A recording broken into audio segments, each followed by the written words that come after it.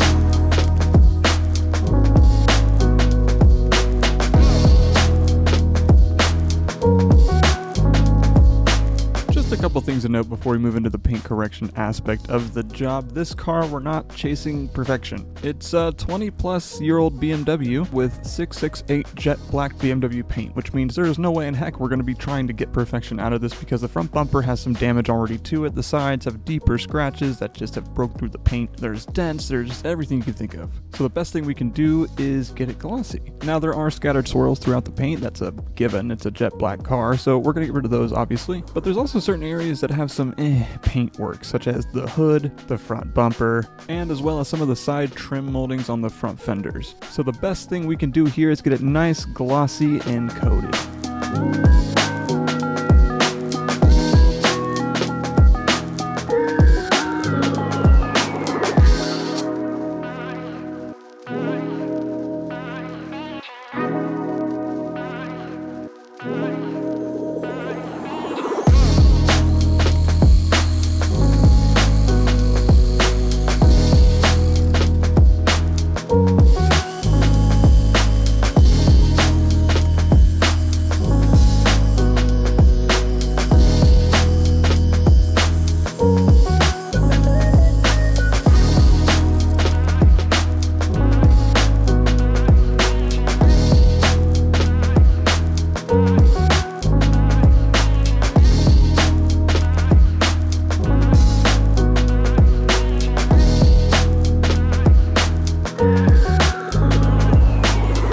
Definitely either been A, resprayed, or B, it's really thin paint because of the way it looks, the orange peeliness and nastiness. It will gloss out, which is nice because we'll be able to get out all the swirls and stuff, but we're going to really look at cleaning that more than correcting that.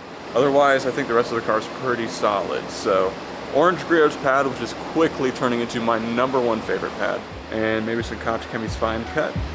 Yeah.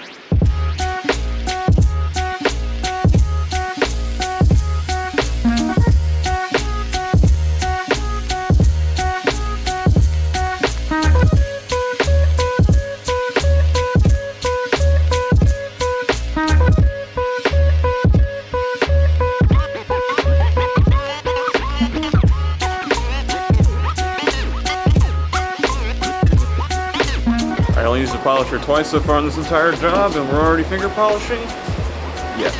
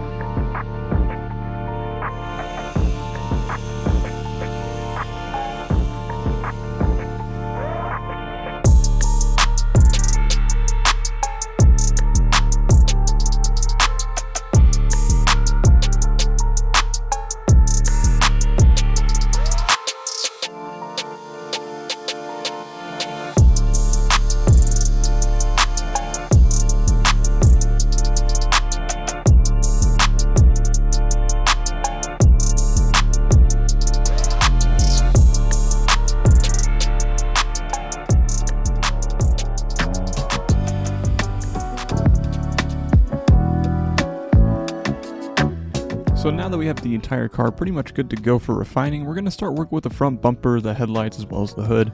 It wasn't all that difficult to work with, honestly. Whenever it comes to stuff like this, my biggest motto is just make it so glossy that you can't really see the damage or the poor paint work or whatever the case is. And that's exactly what we did here. There was a bunch of swirling on there, very light swirling, mind you, so we were able to polish that out without doing any kind of crazy cutting. So now we can come through and refine it after we finish this whole portion here, and it would be just as glossy as the rest of the vehicle.